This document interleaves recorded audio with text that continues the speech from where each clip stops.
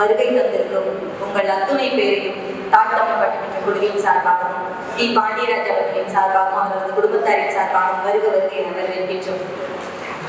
இப்படிப்பட்ட ஒரு நல்ல நாளிலே ஒரு பட்டிமன்றத்தை ஏற்பாடு செய்து இதற்கு ஒரு தலைப்பையும் ஏற்படுத்தி இன்றைய சூழலில் இன்றைய காலகட்டத்தில் நம் அனைவரின் மனதிலும் என்ன எண்ணங்கள் ஓடிக்கொண்டிருக்கின்றதோ அதை முன்னிறுத்தி நல்லதோர் தலைப்பை வழங்கியுள்ளனர். பட்டிமன்றத்தின் தலைப்பு இன்றைய சூழ்நிலையில் அதிகம் தேவைப்படுவது பணமா படிப்பா? ஒரு பட்டிமன்றம் இதே மாதிரி நடந்துட்டு இருந்தது. அங்க ஒரு அறிஞர் என்ன பண்ணாரா, பேசிட்டு இருந்தாரா. அவரு பேசும்போது என்ன ஆயிடுச்சா, மழை வர ஆரம்பிச்சிருச்சான். அவரு பேசிட்டு இருக்க என்னாச்சு, மழை வர ஆரம்பிச்சிருச்சு. உடனே அங்க இருந்த மக்கள் எல்லாருமே கலைஞ்சு போயிட்டாங்க. அங்க இருக்க மக்கள் எல்லாருமே மழை வர காரணத்தினால கலைஞ்சு போயிட்டாங்க. ஒரே ஒரு குதிரை வண்டிக்காரர் மட்டும் உட்கார்ந்து அவர் பேசி முடிக்கிற வரைக்கும் கேட்டுட்டே இருந்தாரா. அப்போ அவர் போயிட்டு அந்த குதிரை வண்டிக்காரத்தை கேட்டாரா, மழை பெஞ்சதுன்னு எல்லாருமே கலைஞ்சு போயிட்டாங்க, ஆனா நீங்க ஒருத்தர் மட்டும் நான் பேசி முடிக்கிற வரைக்கும் பொறுமையா இருந்து கேட்டீங்க, நான் பேசுறது உங்களுக்கு பிடிச்சிருந்ததாங்க அப்படின்னு கேட்டாங்க. அதுக்கு உடனே அந்த குதிரை வண்டிக்காரர் சொன்னாரா, ஐயா நீங்க என்ன பேசுறீங்க எனக்கு ஒன்றும் புரியல, ஆனா ஒன்னே ஒன்று மட்டும் நான் உங்களுக்கு சொல்லணும்னு நினைக்கிறேன் அப்படின்னாரா. சரி சொல்லுங்க அப்படின்னு இந்த பேச்சாளருக்கு ஆர்வமா அந்த குதிரை வண்டிக்காரர்கிட்ட கேட்கிறாரு. உடனே அந்த குதிரை வண்டிக்காரர் சொல்றாரு, நான் எப்பவுமே காலையில எழுந்திரிச்சு குதிரைக்கு புல்லு கொள்ளு தண்ணிலாம் வைக்கிறதுக்கு போவேன். அப்படி போகும்போது அங்க எவ்வளவு குதிரைகள் இருக்குதோ அந்த குதிரைகளுக்கு அளவா நான் போயிட்டு தீவனம் வச்சுட்டு வருவேன். ஒரு சில நாள் நிறைய குதிரைகள் இருக்கும், அப்போ நான் அதிக அளவுல கொண்டு போயிட்டு அதுக்கான தீவனங்களை வச்சுட்டு வருவேன். ஒரு சில நாள் 2-3 குதிரைகள் மட்டும் தான் இருக்கும், அப்போ அதுக்கு ஏற்ற மாதிரி நான் தீவனங்களை வச்சுட்டு வருவேன் அப்படின்னு சொன்னாராம். இந்த பேச்சாளருக்கு புரியவே இல்லை. சரி இப்ப நீங்க என்ன சொல்ல வர்றீங்க அப்படின்னு. அதாவது ஐயா எவ்வளவு குதிரை இருக்குதோ அந்த குதிரைகளுக்கு அளவா நான் தீவனம் வச்சுட்டு வருவேன் அப்படின்னு. அந்த மாதிரி இந்த சபையில ஒருத்தர் இருந்தாலும் 10 பேர் இருந்தாலும் 100 பேர் இருந்தாலும் அவர்களுக்காக எங்களுடைய சிறப்பான பேச்சு எங்களுடைய சிறப்பான பட்டிமன்றமும் அமையும் என்பதை உறுதியளித்து எங்களுடைய பட்டிமன்றத்தை நாங்கள் தொடங்குகின்றோம். தலைப்பு பார்த்துக்கிட்டீங்கன்னா இன்றைய சூழ்நிலையில் அதிகம் தேவைப்படுவது பணமா படிப்பா? எல்லாரும் கொஞ்சம் கலைச்சு போயிருப்பீங்க நினைக்கிறேன். ஏன்னா கல்யாண வீட்டுல இருந்து வந்திருப்பீங்க, சரியா? எல்லாரும் கொஞ்சம் கலைப்பா தானே இருக்கீங்க. எல்லாரும் கல்யாண வீட்டுல இருந்து தானே வந்திருக்கீங்க. ஏன்னா அம்பானி அவர்களுடைய கல்யாணத்தை அவர்கள் பார்த்து ரசித்ததை விட நாம் எல்லாரும் அலைபேசி பார்த்து ரசித்ததுதான் அதிகம், சரியா? காலையிலிருந்து இரவு வரை அவர்களது கல்யாணத்தை சிறப்பாக நடத்தி கொடுத்து அலைபேசியில் விடாமல் அந்த கல்யாண வீடியோக்களை பார்த்துக்கிட்டே இருந்து நம்ம ரொம்ப கலைச்சு போயிருக்கோம், சரியா? ஏன்னா காரணம் பணம். முதலெல்லாம் நம்மலாம் இங்க இருக்கிற 10 பேர் 90s கிட்லயே அதோட சொல்லிட்டாங்க, மூத்த பேச்சாளர் அப்படின்னு அறிமுகப்படுத்தும் போதே சொல்லிட்டாங்க. அதான் நினைச்சிருக்கேன், அடுத்த தலைமுறைக்கு வழியை விட்டுட்டு நம்ம இருக்கணும் அப்படின்னு. நம்ம 90s கிட்லாம் 90களில் பிறந்தவங்க எல்லாம் போய் ராதிகா யாருன்னு கேட்டா அவங்க என்ன தெரியுமா சொல்லுவாங்க, கன்னிமணி கன்னிமணி நிஜம்தான்.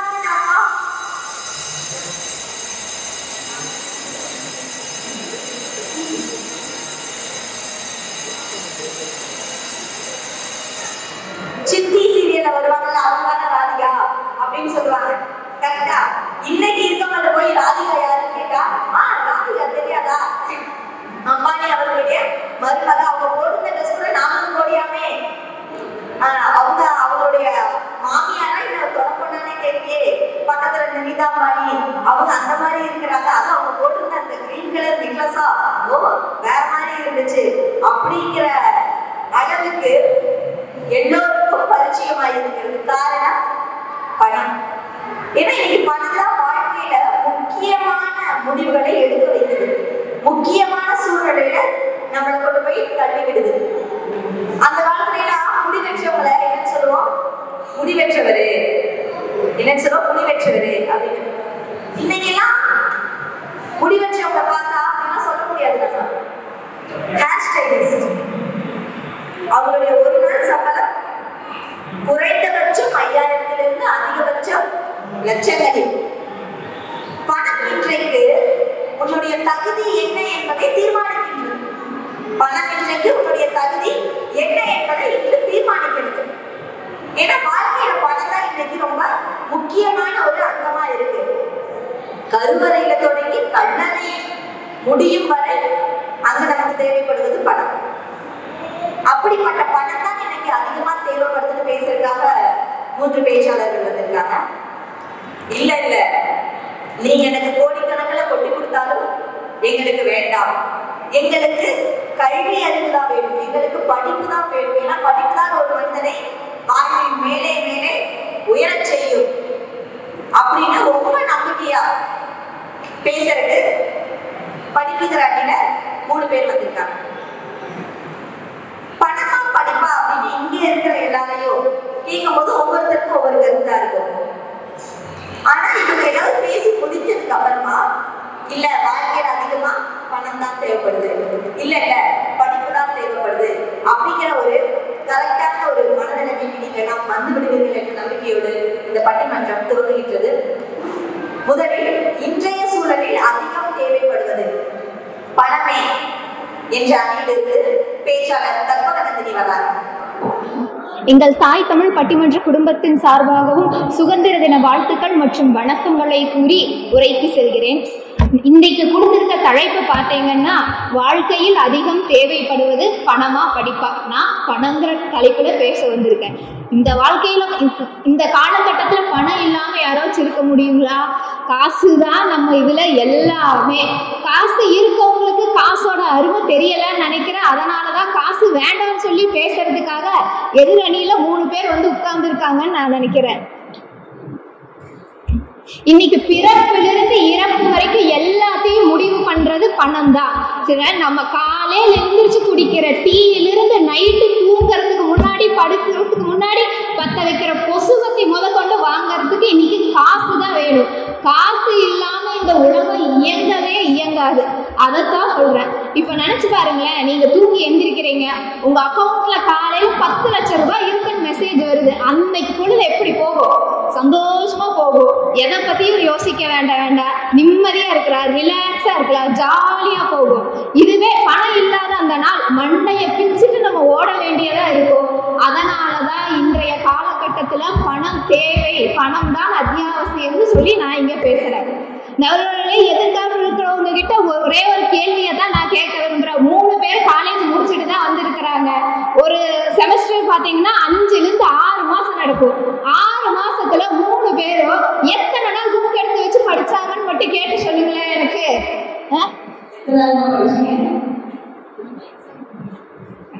சரி, கடைசி 1 மாசம் புக் எடுத்தாங்களா? வாய்ப்பே இல்லை. எக்ஸாமுக்கு முன்னாடி ஸ்டடி லீவ்னு சொல்லி ஒரு 15 நாள் கொடுப்பாங்க. அப்போ வச்சு புக்கை தொட்டாங்களான்னு கேளுங்க. அதே அந்த ஒரு நாள் எப்போ? பரீட்சைக்கு முந்தின நாள் சாயந்தரம் தான் அந்த ஒரு நாளும் வருது. சரிங்களா? பரீட்சைக்கு முந்தின நாள் சாயந்தரம் ஒரு வாட்ஸ்அப் குரூப் ஆரம்பிப்பாங்க. அதுல எல்லாரும் சேர்ந்து பேசுவாங்க. நாளைக்கு என்ன பரீட்சைங்கிறதே அப்பதான் கேட்பாங்க ஒரு சிலர். சரி, என்னென்ன கொஸ்டின் வரும், எது இம்பார்ட்டன்ட், எதுக்கு டயக்ராம் போடணும் அப்படின்லாம் கேட்பாங்க. எப்படி எல்லாம் ப்ரெசன்டேஷன் கொடுக்கணும், என்னென்ன கலர் யூஸ் பண்ணணும், எல்லாத்தையும் பேசி முடிவு பண்ணி காலையில பரீட்சைக்கு வருவாங்க. இன்னும் ஒரு சிலர் இருப்பாங்க, காலையில் 8 மணிக்கு தான் காலேஜுக்கு வந்து இன்னைக்கு என்ன எக்ஸாம் அப்படின்னு கேட்பான். பிசினஸ் ஸ்டாட்டிஸ்டிக்ஸ் அப்படின்னு சொல்லுவாங்க. அப்படின்னு ஒரு சப்ஜெக்ட் இருக்குல்ல நமக்கு அப்படிங்கிறதே அப்பதான் ஒரு சிலர் கேட்பாங்க. சப்ஜெக்ட் வந்துருவா, பேப்பர்ல 80% மார்க் எடுத்துட்டு வந்துருவா. இதுதான் நம்ம பையன் படிக்கிறது. சரிங்களா? இப்படி படிச்சுதான் பாதி பேர் பாஸ் ஆகி வெளியே வராங்க. இதுதான் முக்கியம். நடுவர்களே, வாழ்க்கையை வாழ்றதுக்கு பணம் தான் மகிழ்ச்சி கொடுக்குது.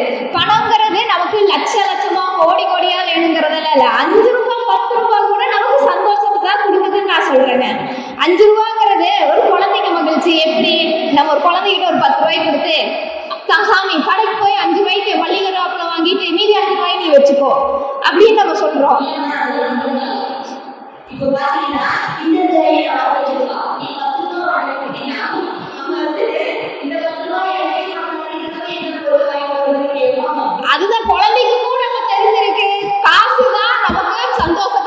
அப்படிங்கிறது. சரிங்களா? அந்த 5 ரூபா அன்னைக்கு அந்த குழந்தைக்கு சந்தோஷம் தாங்க எப்படி பார்த்தாலும்.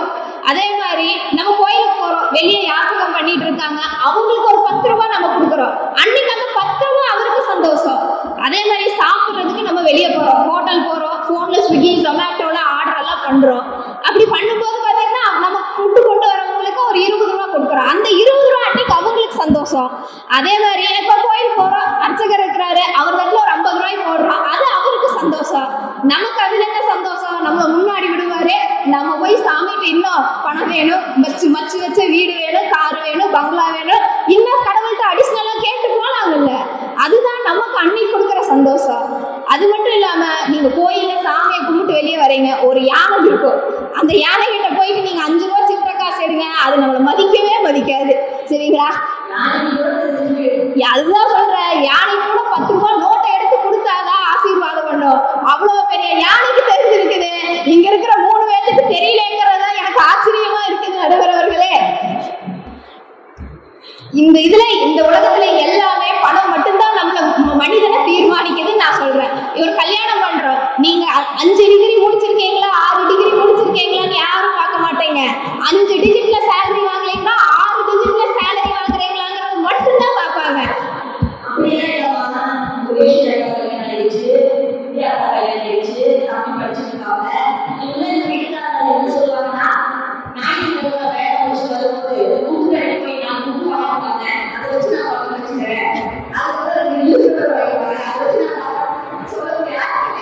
அவங்க சொன்னாலும் சொல்லுவாங்க, பெரிய ஆளுங்க அவங்கெல்லாம். சரிங்களா? அதான் இப்ப கல்யாணம் முடிவாயிடுச்சு, பையனுக்கு ஐடி பையன் எல்லாம் முடிவு பண்ணியாச்சு, கல்யாண பத்திரிக்கை அடிச்சாச்சு, அடுத்து என்ன வேலை பண்ணுவாங்க?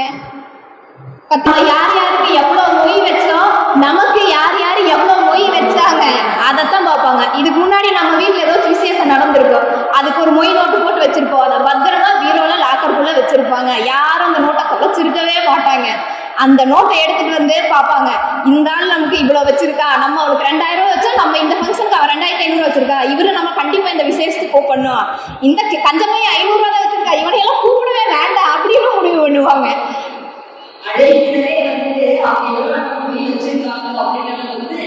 அதை வச்சுதான் நிர்ணயமே பண்றாங்க. பின்னாடி வீட்டுல சொந்த சித்தப்பா இருப்பாரு, அந்த கஞ்ச பையனை எது கூப்பிட்டு வாட்ஸ்அப்ல மட்டும் பத்திரிக்கை அனுப்பிச்சுடு, வந்தா வராட்டி போயிட்டு போறான் அப்படிதான் சொல்லுவாங்க. சரிங்களா?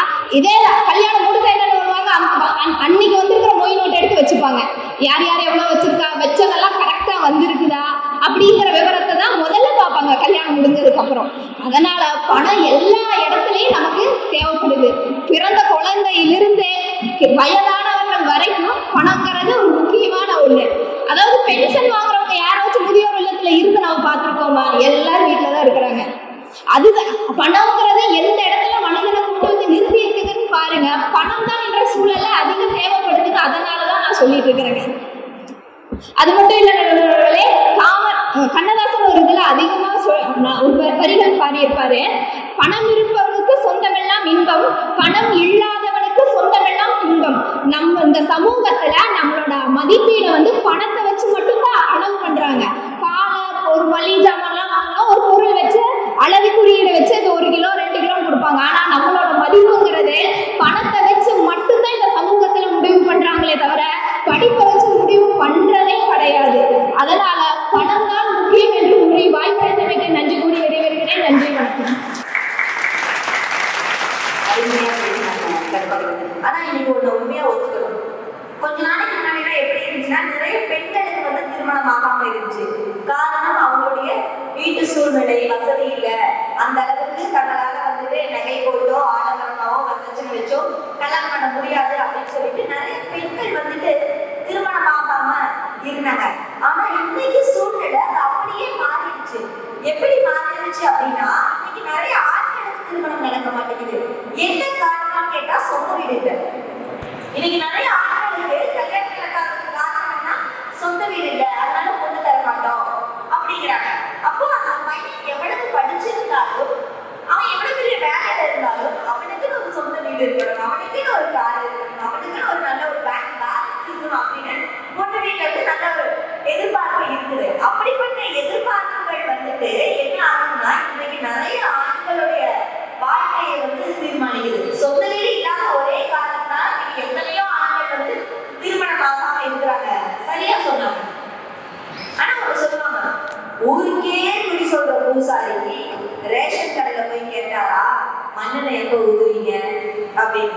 அந்த மாதிரி படிப்பு தான் முக்கியம். படிப்பு தான். சரிப்பா, நல்லா படிச்சு என்ன பண்ண போற? நல்லா படிச்சதுக்கு நல்லா சம்பாதிக்க முடியும். கரெக்டா? நல்லா படிச்சதுக்கு நல்லா சம்பாதிக்க முடியும். அப்போ இங்க படிப்பு அப்படிங்கிறது நிறைய பணம் சம்பாதிக்கிறதுக்காகத்தான் அப்படிங்கிற மாதிரியான ஒரு சூழ்நிலை மாறி இருக்குது. ஃபர்ஸ்ட் எல்லாம் நம்ம அறிவை வளர்க்கிறதுக்காக படிப்போம். ஆனா இப்பெல்லாம் அடுத்த வீட்டுக்காரன் கேட்பான், ராமசாமி உன் மகன் 10ஆவதாமே எவ்வளவு மார்க்கு, உன் பொண்ணு 12ஆவதாமே எவ்வளவு மார்க்கு, அவங்க கிட்ட சொல்றதுக்காகவே நீ என்ன பண்ணணும்? நல்லா படிக்கணும். அடுத்த வீட்டுக்காரனுக்காகவே நீ நல்லா படிக்கணும் அப்படிங்கிற மாதிரியான ஒரு சூழ்நிலை மாறிவிட்டது.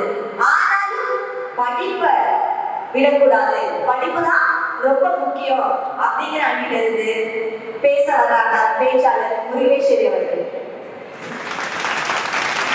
அகத்தியன் தொட்டியிலிட்டு தொல்காப்பியன் தாலாட்டி கம்பன் சீராட்டி மூவேந்தர் பாராட்டி வருடங்கள் 2000 கடந்தாலும் இன்றும் கன்னி தமிழாய் செந்தமிழாய் வாழ்ந்து கொண்டிருக்கும் என் தமிழ் தாயின் பாதம் தொட்டு அத்தகைய தமிழை வளர்க்க பாடுபடும் உங்கள் அனைவரையும் வணங்கி இன்றைய சூழலில் மிகவும் தேவைப்படுவது படிப்பே என பேச வந்துள்ளேன். நடுவர் அவர்களே, ஒரு நாட்டுடைய முன்னேற்றத்திற்கும் ஒரு நாட்டுடைய பொருளாதார வளர்ச்சிக்கும் எது முக்கியமான தேவை அப்படின்னு சொன்னா அது கல்விதான். இந்த மனிதராய் பிறந்த ஒவ்வொருவருக்கும் கல்வி மிகவும் இன்றியமையாதது. இப்போ ஒரு மனிதர் இருக்கிறார், அவர் மாபெரும் செல்வந்தராக இருக்கிறார். அவர் தன்னுடைய இறுதி காலம் வரை மாபெரும் செல்வந்தராகத்தானே இருப்பாரா என்று கேட்டால் அது கேள்விக்குறியான ஒன்று.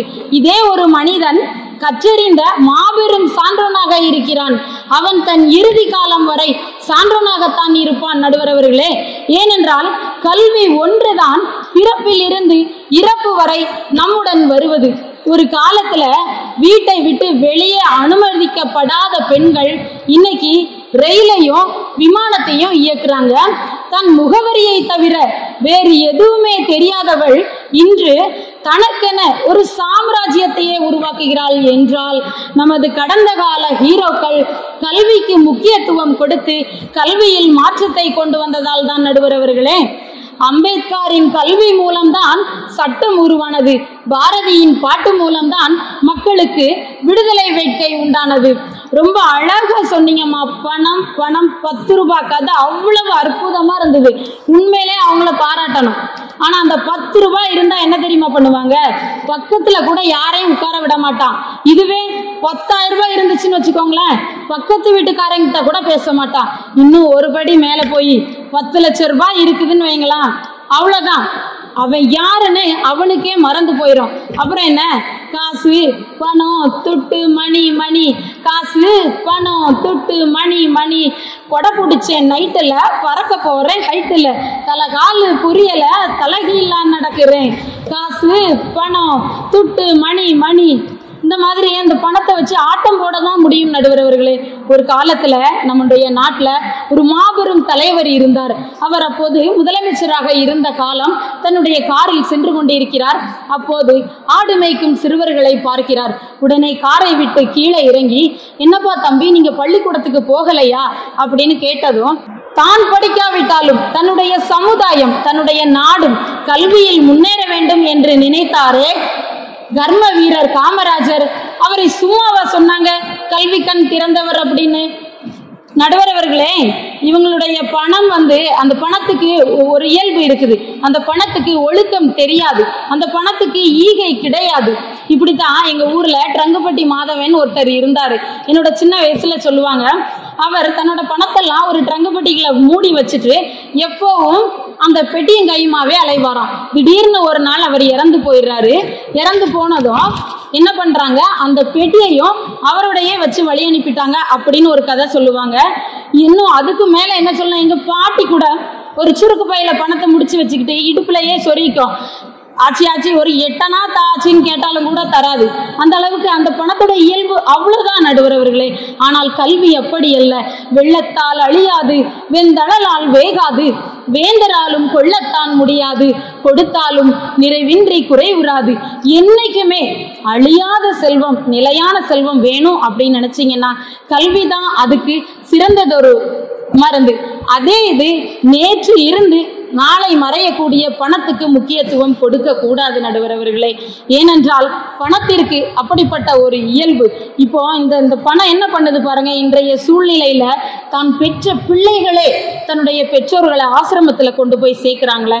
இப்படி பெற்ற பிள்ளை கைவிட்டாலும் தான் கற்ற கல்வி கைவிடாது என்கிறார் மகாத்மா காந்தி.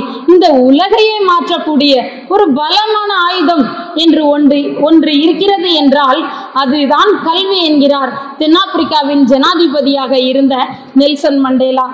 தலை குனிந்து நீ புத்தகத்தை படித்தால் உன்னை தலை நிமிர்ந்து வாழ வைப்பது கல்வி. தலை குனிந்து நீ நோட்டுகளை எண்ணினால் உன்னை தலைகணத்தோடு வாழ வைப்பதுதான் பணம். உங்களிடம் 2 ரூபாய் இருந்தால் 1 ரூபாயை உணவுக்காகவும் 1 ரூபாயை புத்தகத்திற்காகவும் எடுத்துக்கொள்ளுங்கள். ஏனென்றால் உணவு உங்களுக்கு வாழ உதவும். எப்படி வாழ வேண்டும் என்பதை புத்தகம் உங்களுக்கு கற்றுக் கொடுக்கும். இறுதியாக ஒன்றை சொல்லிக் கொள்கிறேன். கற்க கசடர கற்பவை கற்றபின் நிற்க அதற்கு தக. இந்த குறளும் பொருளும் எல்லாருக்குமே தெரியும். ஆனா இந்த குறள்ல எங்கேயுமே துணைக்கால் கிடையாது.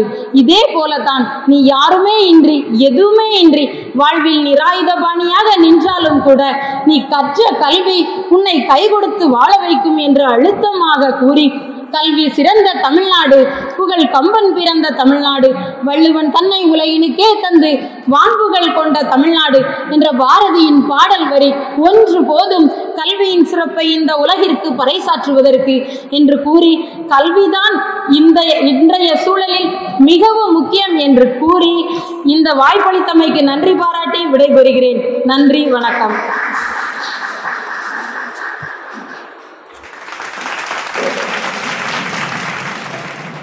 இப்ப நம்ம கண்ணாடியே ஒரு எடுத்துக்காட்டு இருக்கு. சமீபத்துல வயநாட்டுல நிலச்சரிவு ஏற்பட்டது இல்லையா?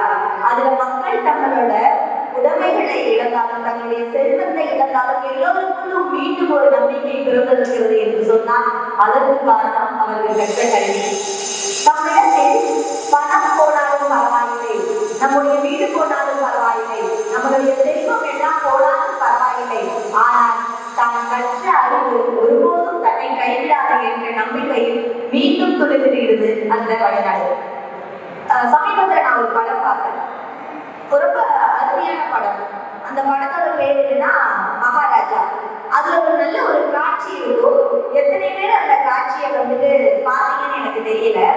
அந்த மகாராஜா படத்துல ஒரு காட்சி இந்த மாதிரி அமைக்கப்பட்டிருக்கும். அது என்னன்னா விஜய் சேதுபதி அவர்கள் அந்த படத்துல நடிச்சிருப்பாரு.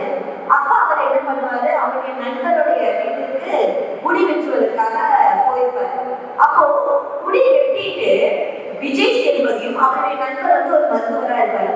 அப்போ விஜய் சேதுபதியும் அவருடைய நண்பரான மருத்துவருக்கு என்ன பண்ணுவாங்க, ஒரே மேசையின் மீது அமர்ந்து ஒரே மாதிரியான கோப்பையில தேநீர் அருந்துவாங்க. அது எவ்வளவு பெரிய ஒரு மாற்றத்தை வந்துட்டு ஏற்படுத்தி இருக்கிறது தெரியுமா? ஒரு முடித்திருந்தும் தொழிலாளி ஒரு மருத்துவருக்கு இணையாக அமர்ந்து தேநீர் அருந்தக்கூடிய அந்த ஒரு சம வாய்ப்பை ஏற்படுத்தி இருக்கிறது அப்படின்னு சொன்னா அதற்கு காரணம் கல்விதான். ஏன்னா இன்னைக்கு ஒரு மனிதன் கற்ற கல்விதான் அவனை வந்துட்டு எல்லாரும் சமம் அப்படிங்கிற அறிவை அவனுக்குள்ள கொண்டு வந்திருக்கு. இதைத்தான் வள்ளுவரும் அழகாக சொன்னார், செல்வத்துள் செல்வம் செவிச்செல்வம் அச்செல்வம் செல்வத்துள் எல்லாம் தலை அப்படின்னு. எல்லா செல்வங்களுக்கும் தலையான செல்வம் எது? நீ காதால் கேட்கின்ற செவிச்செல்வம். அப்படிப்பட்ட செல்வம் எல்லா செல்வங்களுக்கும் தலை அப்படின்னு 2 வரையில அழகா சொல்லிட்டு போயிட்டாரு. இருந்தாலும் எங்களுக்கு படிப்பை விட கொஞ்சம் பணம் தான் அதிகமா தேவைப்படுது அப்படிங்கிற ஒரு சிந்தனையில இன்னும் 2 பேர் வந்துட்டு அமர்ந்திருக்கிறாங்க.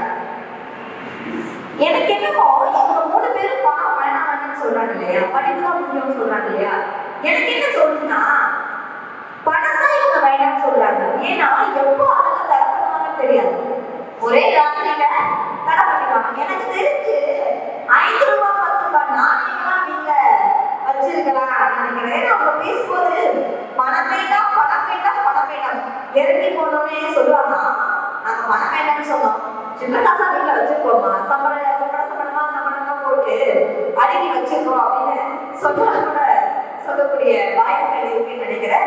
சரி, அடுத்தபடியாக பணம் தான் அதிகமாக தேவைப்படுகிறது என்று பேச வருகிறார் பேச்சாளர் பூர்ணிமா அவர்கள். பிறந்தே சிறந்த தமிழ் மொழியில் சிறந்தே பிறந்த தமிழ் மொழியும் தமிழ் தாயையும் வணங்கி தொடங்குகிறேன். அனைவருக்கும் இனிய சுதந்திர தின நல்வாழ்த்துக்கள்.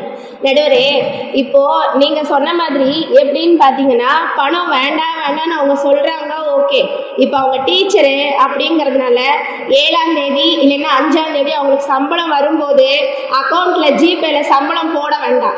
4 திருக்குறள் புக்கு 3 புறநானூறு புக்கு அவங்களுக்கு கொடுத்துருங்க. தலைவலி காய்ச்சல்னா ஒவ்வொரு பேஜையும் கிழிச்சு மெடிக்கல் ஷாப்ல கொடுத்து தலைவலிக்கு ஒரு நோவாசின்னு அனாசின் அவங்க வாங்க முடியும் அப்படின்னா எனக்கு பணம் வேண்டாம், நான் அந்த அணியில போய் படிப்பு தான் முக்கியம்னு நான் போய் சேர்ந்துக்கிறேன். இதுக்கு அவங்க எல்லாருமே ஒத்துக்கிறாங்களா? நான் நிறைய படிச்சு புக்கு வச்சிருக்கேன், எல்லாத்தையும் அவங்க கிட்ட கொடுத்துட்றேன். அவங்க அக்கௌண்ட்ல இருக்கிற அத்தனை பணத்தையும் என் அக்கௌண்ட்டுக்கு மாத்த சொல்லிடுங்க. படிப்பு தான் முக்கியம்னு நான் ஏத்துக்கிறேன். ஏன்னா பணம் வேண்டாம் அப்படிங்கிறது எப்பவுமே நம்ம ஏற்றுக்க முடியாது. பணத்தோட மதிப்பு ஏறும் இறங்கும், நான் இல்லைன்னு சொல்லலை. படிப்போட மதிப்பு எப்பவுமே ஏறுமுகமாக இருக்கும். ஆனால் அந்த படிப்புக்கே நாங்கள் பணத்தை தான் செலவு செய்வோம். காமராஜர் படிப்பு, ஒரு பையன் படிக்கணுங்கிறதுக்காக மதிய உணவை கொண்டு வந்தாருங்கிற திட்டம் ஓகே, நான் ஏற்றுக்கிறேன், இல்லைன்னு சொல்ல வரல. ஆனா இவங்க எத்தனை பேரு அந்த மதிய உணவு போடுற அந்த பள்ளிக்கூடத்துல தங்க குழந்தைங்களை படிக்க வைக்கிறாங்கன்னு மட்டும் கேட்டு சொல்றீங்களா?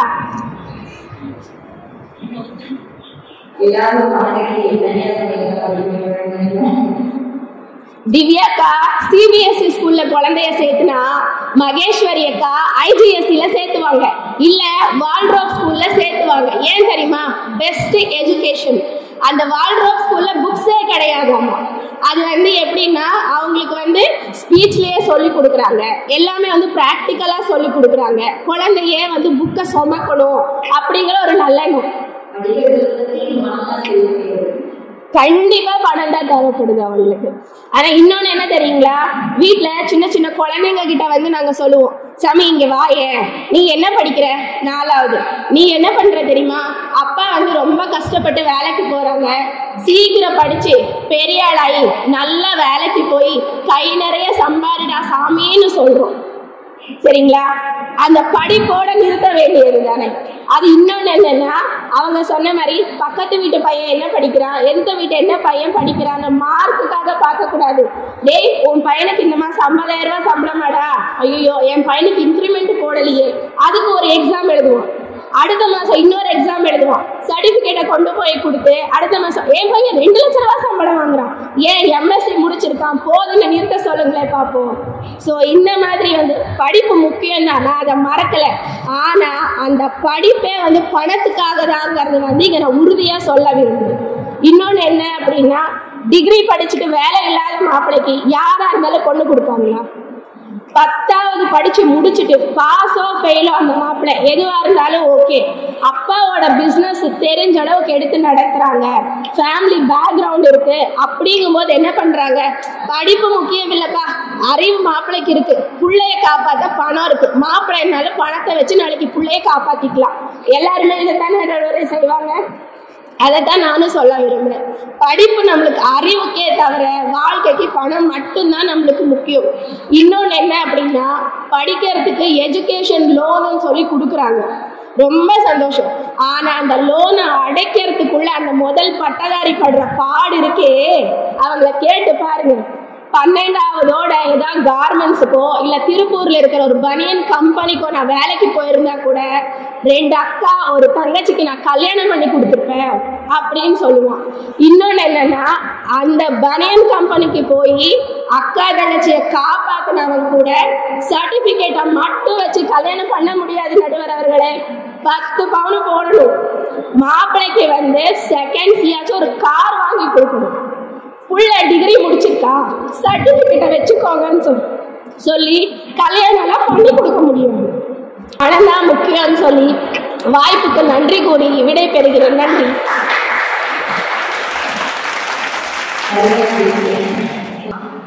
சரிதானே? நம்ம சொல்லிக்கிறோம் இன்னைக்கு வயநாட்டுல இவ்வளோ சேதமாயிடுச்சு அப்படின்னு. ஒரு செல்வந்தர் அவர்தான் 300 வீடுகள் நான் கட்டி தரேன் அப்படின்னு சொல்றாரு. காரணம் அவருக்கு கிட்ட அந்த செல்வம் இருக்குது. செல்வம் இருக்க போய் தான் என்ன பண்றாரு, நான் 3 வீடுகள் வந்து நான் கட்டி கொடுக்குறேன் அப்படின்னு சொல்றாரு. அப்போ ஒரு மனுஷன் இக்கட்டான சூழ்நிலையில இருக்கிறான் அப்படின்னா அவனுக்கு கொடுத்து உதவுறதுக்கு நம்ம கிட்ட மனம் இருந்தால் மட்டும் போதாது, பணமும் கண்டிப்பா இருக்கணும். அப்போ பணம் அப்படிங்கிறது நம்ம வாழ்க்கையில ரொம்ப ஒரு முக்கியமான இடத்துல இருக்குது. இன்னைக்கு நம்ம படிப்புன்னு சொல்றோம். 8ஆம் வகுப்பு படிக்கிற மாணவனுக்கு எழுத்தோவைனா என்னன்னு தெரியல, 10ஆம் வகுப்பு படிக்கிற மாணவனுக்கு 10 பாட்டுனா என்னன்னு தெரியல, 12ஆம் வகுப்பு படிக்கிறவங்களுக்கு 11 கீழ்கணக்கு நூல்கள்னா என்னன்னு தெரியல, கல்லூரி படிப்பவர்களுக்கு அடிப்படை கணிதம் கூட தெரியல. ஒரு காலத்துல படிக்கலையா அப்படின்னு கவலைப்பட்டு இருந்தோம். ஆனா இன்னைக்கு இந்த படிப்பை போய் இவ்வளவு செலவு பண்ணி படிச்சுட்டோமேடா அப்படிங்கிற நிலைமையில இன்னைக்கு இருக்கிறோம். ஏன்னா அப்படிதான் இருக்குது. இன்னைக்கு படிப்பையே பணம் தான் தீர்மானிக்கிறது. இன்னைக்கு நாம ஒரு எல்கேஜி படிக்கிறதுக்கே லட்சக்கணக்கில் செலவாகுது அப்படின்னு சொன்னா இதை யாராலையும் மறுக்க முடியாது. ஏன்னா நம்ம எல்லாத்துலயும் சிறந்ததா வேணும், எல்லாத்துலயுமே சிறந்ததா வேணும்னு தேடும் போது அந்த முடிவுல இருக்கிறது தான் பணம் தான். அப்படிப்பட்ட பணம் தான் வாழ்க்கையே நிர்ணயிக்குது அப்படின்னு பூர்ணிமா அழகா பேசினாங்க. திட்டிருப்பாங்க நினைக்கிறவங்க. பணம் அனுப்ப சொல்லிருக்கீங்க இல்லையா ஜிபேல சம்பளத்தை, அதனால திட்டிருப்பாங்க 3 பேரும். ஆனாலும் கூட பணம் இருக்கிறவங்க எல்லாம் எப்படி தெரியுமாங்க, பெற்றுக் கொள்வதற்கு 2 கைகள் நீளும் அவர்களுக்கு. எப்படி? பெற்றுக் கொள்வதற்கு 2 கைகள் நீளும், ஆனால் கொடுப்பதற்கு 1 கை கூட நீளாது. பணம் வந்து ஒருவனை சுயநலக்காரனா மாற்றும். பணம் வந்து ஒருவனை என்ன வேணா பண்ணலாம் அப்படிங்கிற ஒரு குருட்டு தைரியத்தை கொடுக்கக்கூடிய ஒரு பொருளா மாற்றிடும். இன்றைக்கு எத்தனை ஆண்டுகள் வேர்வை சிந்தி உழைத்தாலும் கூட தொட முடியாத உயரத்தை 2-3 ஆண்டுகள் கடின உழைப்பால் படித்து அரசு தேர்வு எழுதி தன் குடும்பத்தின் நிலையே மாற்ற முடியும் அப்படின்னு சொன்னா அங்க நிக்கிறது படிப்பு. எத்தனை வருஷம், 20 வருஷம், 30 வருஷம், 40 வருஷம் பாடுபட்டா கூட அந்த குடும்பம் ஒரு நல்ல நிலைமைக்கு வர முடிய மாட்டேங்குது. ஆனா ஒரு ஆணோ ஒரு பெண்ணோ அவங்க மனசுல நினைச்சிட்டு, இல்ல நான் கஷ்டப்பட்டு படிப்பேன், இந்த அரசு தேர்வுல நிச்சயம் நான் வேலை வாங்கியே ஆகணும் அப்படின்னு சொல்லி இரவு பகலுமாக படித்து அரசு வேலையை வாங்கி எப்படியோ இருந்த ஒரு குடும்பத்தை ஓஹோன்னு மாத்தி காட்ட முடியும் அப்படின்னா அங்கு நிக்கிறது படிப்பு. அப்படிப்பட்ட படிப்பு தான் இன்றைய காலகட்டத்தில் அதிகமா தேவைப்படுதுன்னு அடுத்தபடியா பேசுறதான பேச்சாளர் வானோடு முன் தோன்றிய என் மூத்தகுடி தமிழுக்கு முதற்கண் வணக்கத்தையும், நடுவர் அவர்களுக்கும் பேச்சாளர் அவர்களுக்கும் இங்கு அமர்ந்திருக்கும் அனைவருக்கும் எனது மாலை வணக்கத்தையும் தெரிவித்துக் கொள்கிறேன். இன்று நாம் 78வது சுதந்திர தின விழாவை கொண்டாடி மகிழ்ந்து கொண்டிருக்கின்றோம். சும்மா கிடைக்க சுக்கா மிளகா கிளியே சுதந்திரம் எனும் வரிகளுக்கேற்ப சும்மா கிடைக்கவில்லை சுதந்திரம். எண்ணற்ற தியாகிகளின் இரத்த வெள்ளத்தில் பூத்தெழுந்த புதுமலர் தான் இந்திய சுதந்திரம். இந்த இந்திய சுதந்திர தின விழாவில் அனைவருக்கும் சுதந்திர தின நல்வாழ்த்துக்களை கூறி எனது உரையை தொடங்குகிறேன். நடுவர் அவர்களே, இன்றைய சூழலில் அதிகம் தேவைப்படுவது பணமா படிப்பான்னு கேட்டா படிப்புன்னு தான் சொல்வேன் நடுவர் அவர்களே. பேச்சாளர் கற்பகநந்தினி அவர்கள் சொன்னாங்க, ஒரு நாள் அக்கௌண்ட்ல 10 லட்சம் விழுந்துருச்சுன்னா நான் எவ்வளவு சந்தோஷப்படுவேன் தெரியுமா அப்படின்னு கேட்டாங்க. நடுவர் அவர்களே, அந்த 10 லட்சத்துல எத்தனை பூஜ்ஜியம் இருக்குன்னு எண்ணுறதுக்கும் எங்களோட கணிதம்ங்கிற படிப்பு தான் தேவை நடுவர் அவர்களே. அதை ஒவ்வொரு ரூபாயாக செலவழிக்க வேண்டும், எதை எதற்கு செலவழிக்க வேண்டும் என்று சிந்திக்க வேண்டிய அறிவும் சிந்தனை அறிவும் படிப்பு தான் நடுவர் அவர்களே. அதை அவர்கள் மறந்து விட்டார்கள் போல் இருக்கிறது. இன்னொரு வருஷம் கூறினார் அவர்கள், பூர்ணிமா பேச்சாளர் அவர்கள் கூறினார், தலைவலி என்றால் புறநானூற்றில் இருந்து ஒரு பக்கத்தை கிழித்து அனாசினாக யூஸ் பண்ணிக்க முடியுமான்னு கேட்டாங்க. தெரியாம தான் கேட்கிற நடுவர் அவர்களே, தலைவலிக்கு இந்த மருந்து தான் உபயோகிக்க வேண்டும் என்று ஒருவர் கூறுகிறாரே, அவர் பணத்தை வைத்தா கூறுகிறார், மருத்துவர் என்னும் படிப்பை வைத்துதானே கூறுகிறார். அப்பொழுது தெரிகிறதா எங்கள் படிப்பு எந்த இடத்தில் இருக்கிறது என்று? அது மட்டுமல்ல, செயல்முறை கல்வி விளக்கங்களுக்காக அனைத்து கல்விகளையும் விளக்கமாக சொல்லித் தருகிறார்கள் என்பதற்காக ICSE, CBSE என்ற அனைத்து பள்ளிகளிலும் ஒவ்வொரு பணக்காரர்களும் வரிசையில் நின்று அட்மிஷன் வாங்குகிறார்களே, எதற்காக? அவர்களிடம் இருக்கிற இல்லை நடுவர் அவர்களே. அவர்களிடம் இருக்கும் பணத்தை அவர்களது சந்ததியினர் எவ்வாறு கையாள வேண்டும் என்பதற்கு படிப்பு அவர்களுக்கு உறுதுணையாக இருக்க வேண்டும். இவ்வளவு பணம் கொடுத்தாவது நல்ல கல்வியை நம் மக்கள் பெற வேண்டும் என்பதற்காகத்தான் சிபிஎஸ்இ ஐசிஎஸ்இ தேடி செல்கிறார்கள். அந்த பணத்தின் உதவியோடு அடைவது, இலக்கை அடைவது கல்வி என்பதை மறந்து விட்டார்கள் நடுவர் அவர்களே. அது மட்டுமல்ல நடுவர் அவர்களே, பள்ளிக்கு போய் படிப்பது மட்டுமல்ல படிப்பு. இங்க பணம் பேச வந்திருக்க 3 பேரும் மனசுல நினைச்சிட்டாங்களா இருக்கு, எல்கேஜி குழந்தைன்னா ஒரு பேக்கை தூக்கிட்டு ஸ்கூல்ல போய் உட்கார்ந்து படிச்சாதான் படிப்பு, அதுதான் அறிவுன்னு நினைச்சிட்டு இருக்காங்க. அது மட்டும் அறிவில்லை நடுவர் அவர்களே. ஒருத்தர் சொல்லுவதை கேட்டு நாம் ஒன்றை புரிந்து கொள்கிறோமே, அந்த கேள்வி அறிவும் அறிவுதான், அதுவும் படிப்பின் ஒரு படிதான். அது மட்டுமல்ல, நமது முன்னோர்கள், நமது தாத்தா பாட்டிகள் நமக்கு சொல்லிக் கொடுக்கிறார்களே, நீ இதை செய்ய வேண்டும், இதை செய்யக்கூடாது என்று. அந்த அனுபவ அறிவும் படிப்புதான். அதை அனைத்தையும் மறந்துவிட்டுதான் இங்கு அமர்ந்து கொண்டு பேசிக் கொண்டிருக்கிறார்கள் என்று நினைக்கின்றேன். எழுத்தறிவு, சொல்லறிவு, இதை செய்ய வேண்டும், இதை செய்யக்கூடாது என்பதை எடுத்து கூறும் பகுத்தறிவு அனைத்தும் படிப்பின் ஒரு நிலைதான். பள்ளிக்கு சென்று படித்தால் மட்டும்தான் படிப்பு என்றுதான் அனைவரும் நினைத்துக் கொண்டு இங்கு பணம் பணம் என்று பேச வந்து கொண்டிருக்கிறார்கள். அது மட்டுமல்ல நடுவர் அவர்களே, பேச்சாளர் கற்பகநந்தினி அவர்கள் கூறினார்கள், யானைக்கு 10 ரூபாய் கொடுத்தால்தான் ஆசீர்வாதம் பண்ண வேண்டும் என்று. நாம் கோயிலின் வெளியே நின்று ஆசீர்வாதம் பண்ணும் யானையை மட்டும்தான் பார்க்கிறோம். அந்த யானையிடம் நாம் ஒவ்வொருவரும் கையேந்தி வரம் கேட்க நின்று கொண்டிருக்கவில்லை. ஆனால் உள்ளே இருக்கும் விநாயகரும் யானைதான், தும்பிக்கை உடைய வேந்தன் தான். அவரிடம் அனைவரும் சென்று கையேந்தி நிற்கின்றோம். ஏன் தெரியுமா? விநாயகர் என்பவர் வித்தைகளுக்கெல்லாம் தலைவர். அவரை வணங்கித்தான் எந்த செயலையும் தொடங்க வேண்டும். அத்தகைய விநாயகரை வணங்கி அவரின் கண்முன் கையேந்தி நிற்கின்றோம். அந்த விநாயகனை விட வெளியில் நிற்கும் யானை பெரிதென்றுதான் இங்கு ஒரு கூட்டம் பேச வந்திருக்கிறது நடுவர் அவர்களே. படிப்புங்கிறது நடுவர் அவர்களே, நம்ம செயல்கள் எல்லாம் எடுத்து பார்த்தோம்னா தெரியும். மன்னனும் மாசர கற்றோனும் சீர்தூக்கி மன்னனிற் கற்றோன் சிறப்புடையான். மன்னருக்கு தன் தேசம் அல்லாமல் சிறப்பில்லை, கற்றோருக்கு சென்ற இடமெல்லாம் சிறப்பு. ஒரு அரசரே ஒரு நாட்டை ஆள்றான்னா படிப்பறிவு, அமைச்சருங்கிற உதவி இல்லாம அவரால் நாட்டை சரியான வழியில கொண்டு செலுத்த முடியாது. அது மட்டும் இல்ல நடுவர் அவர்களே, ஒரு மன்னன் தன் தேசத்தை விட்டு இன்னொரு தேசத்துக்கு மாறு தேசத்துல போறாருன்னா அந்த மன்னன் யாருன்னு கண்டுபிடிக்கிறதுக்கு அவரா அறிமுகம் செய்து கொண்டால் மட்டும்தான் முடியும். ஆனால் ஒரு படித்தவர் ஒரு இடத்திலிருந்து இன்னொரு இடத்திற்கு செல்கிறார் என்றால் இவர்தான் அந்த சான்றோர், இந்த பாடலை இயற்றியவர் இவர்தான், இந்த உரையை ஆற்றியவர் இவர்தான் என்ற அடையாளம் கொள்ள நமது படிப்பு தான் தேவைப்படுகிறது நடுவர் அவர்களே. அது மட்டும் இல்ல நடுவர் அவர்களே, கொரோனா டைம்ல தெரிஞ்சிருக்கும் நம்ம எல்லாருக்கும் படிப்பு முக்கியமா பணம் முக்கியமானு. இங்க உட்கார்ந்து இருக்க 3 பேரும் பணம் முக்கியம் நினைச்சிருந்தா கொரோனா டைம்ல வீட்லயே இருந்திருக்க கூடாது நடுவர் அவர்களே. அன்றைக்கு மருத்துவர்கள் பற்றாக்குறை, செவிலியர்கள் பற்றாக்குறை என்றுதான் தேடினார்களே தவிர நிதி பற்றாக்குறை என்று யாரும் தேடவில்லை. கொரோனா டைம்ல எல்லாரும் வீட்டுல இருங்கன்னு சொன்னாங்க. பணம் பெருசுன்னு நினைச்சவங்க போய் பணம் சம்பாதிச்சிருந்தா என்ன நினைச்சிருக்கும் நடுவர் அவர்களே, நினைச்சு பாருங்க, அவங்க உயிரே போயிருக்கும்.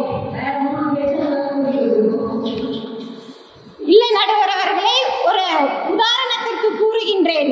அன்றைக்கு உங்களது உயிரை காப்பாற்றி இன்று தமிழகத்தில் உள்ள அனைவர்களுக்கும் சரியான சிகிச்சை அளித்து ஒரு பெரிய விபத்தில் இருந்து நாம் இன்று நடைபெற்றுக் கொண்டிருக்கிறோம் என்றால் அனைத்து மருத்துவர்களுக்கும் செவிலியர்களுக்கும் ஒரு சிறந்த வணக்கத்தை தெரிவித்துக் கொள்ள வேண்டும்.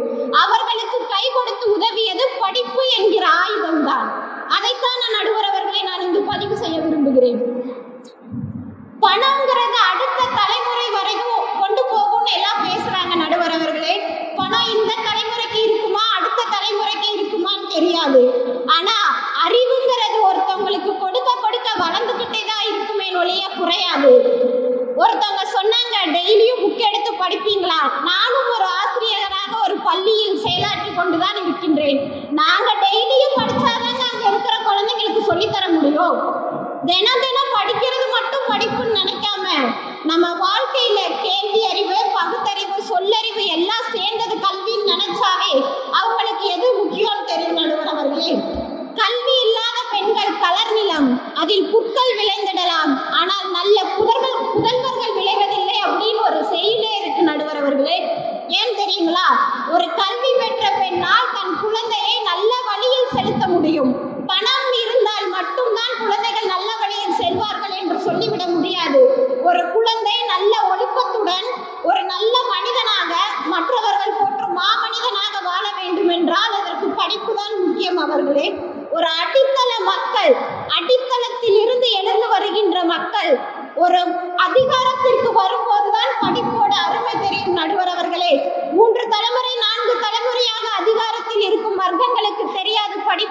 அவர்களே, சடித்தளத்திலிருந்து அதி முதல் பட்டதாரியாக வந்து ஒரு பச்சை இங்கு ஒரு கையெழுத்து போடுவாங்க பாருங்க நடுவர் அவர்களே, அதுக்கு இருக்கிற சந்தோஷம் வேற எதுக்குமே இருக்காது. அங்க நிற்கும் நடுவர் அவர்களே படிப்போட அருமை. இவ்வளோ பணம் செலவு பண்ணி இவ்வளோ இது பண்ணி எல்லாரும் எங்க போய் நிற்கிறாங்க தெரியுமா நடுவர்களே? என் குழந்தை நல்லா படிக்கணும், ஒரு நல்ல அதிகாரியா வரணும், நாளைய கலெக்டரா வரணும், நாளைய மருத்துவரா வரணும்னு பணத்தை போய் கொட்டிட்டு தான் இருக்காங்க. அங்க நிக்குது நடுவர் அவர்களே எங்களோட படிப்பு. இன்னைக்கு சுதந்திர தின விழாவை கொண்டாடிட்டு இருக்கும் போது நான் வரலாற்றுல நடந்த ஒரு நிகழ்வை சொல்லணும்னு ஆசைப்படுறேன். நடுவர் அவர்கள், வீரமங்கை வேலுநாச்சியாரை பத்தி நம்ம எல்லாருக்குமே தெரியும். வீரமங்கை வேலுநாச்சியாரோட கணவர் முத்துவடுகநாதரை காளையார் கோவில்ல கொன்றாங்க. நாட்டை இழந்து தனியாக நின்ற பெண்ணுக்கு உறுதுணையாக நின்றது அவள் கற்ற கல்வி, அவள் கற்ற வித்தை. அவள் ஹைதர் அலியை போய் சந்திக்கிறாங்க.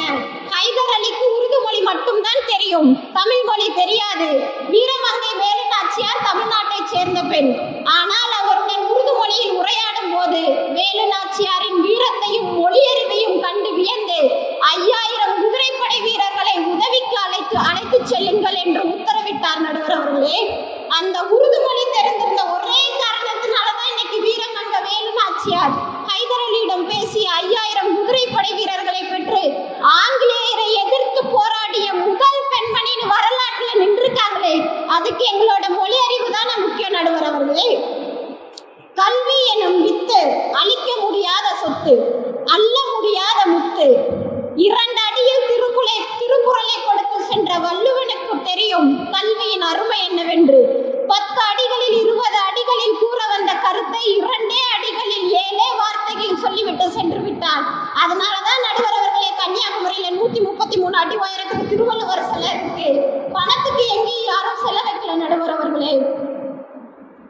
மலாலா யூசப் சாகி அப்படிங்கிற ஒரு பெண் பாகிஸ்தான்ல பணம் வேணும்னு குரல் கொடுக்கல நடுவர் அவர்களே. என்னுடைய சமுதாயம் மாற வேண்டும், எனக்கு பெண் இருக்கும் பெண்கள் வாழ்க்கையில் முன்னேற வேண்டும். அவள் பணம் வேண்டும் என்று போராடவில்லை, பணம் வேண்டும் என்று எங்கும் குரல் கொடுக்கவில்லை. அவள் குரல் கொடுத்தது one book one pen can change the world. எங்களுக்கு கல்வியை தாருங்கள், பெண்களுக்கான கல்வியை தாருங்கள், நாங்கள் எங்கள் வாழ்க்கையில் முன்னேறி கொள்கிறோம் என்று ஐநா சபை வரை போய் குரல் கொடுத்தால் அந்த பெண் தான் அமைதிக்கான நோபல் பரிசை இளம் வயதிலேயே முதல் முறையாக பெற்ற பெண். அதற்கு உறுதுணையாக இருந்தது கல்விதான் நடுவர் அவர்களே. நம்ம எல்லாரும் தெரியும் அப்துல் கலாம் அவர்களை, நம்ம எல்லாருக்குமே நல்லா தெரியும். அப்துல் கலாம் அவர்கள் பணம் சம்பாதிக்கணும்னு நினைச்சிருந்தா இன்னைக்கு ஏவுகணை நாயகனா நம்ம கண்ணு முன்னாடி இருக்க மாட்டாரு. அவர் மறைஞ்சாலும் அவருடைய கல்வி இன்றளவும் அனைவராலும் போற்றப்படுகிறது.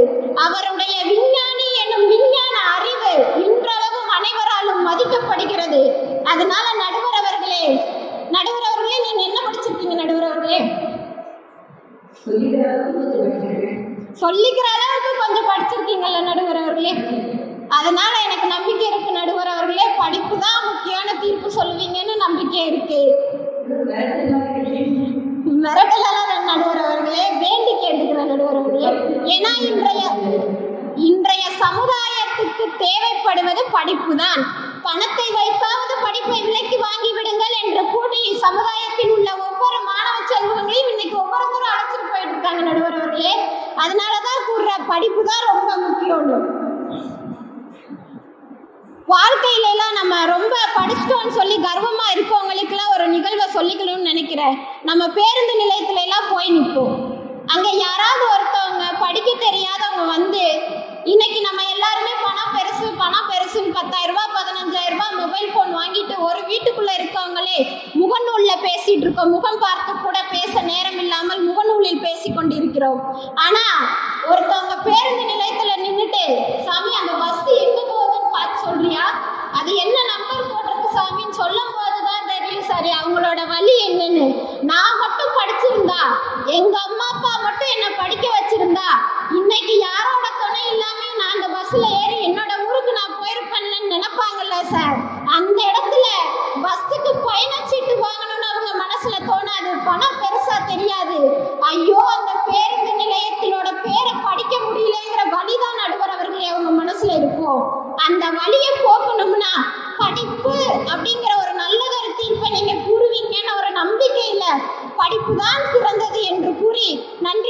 விடைபெறுகிறேன். நன்றி, வணக்கம். பேசிட்டாங்க படிப்பு தான் முக்கியம் அப்படின்னு.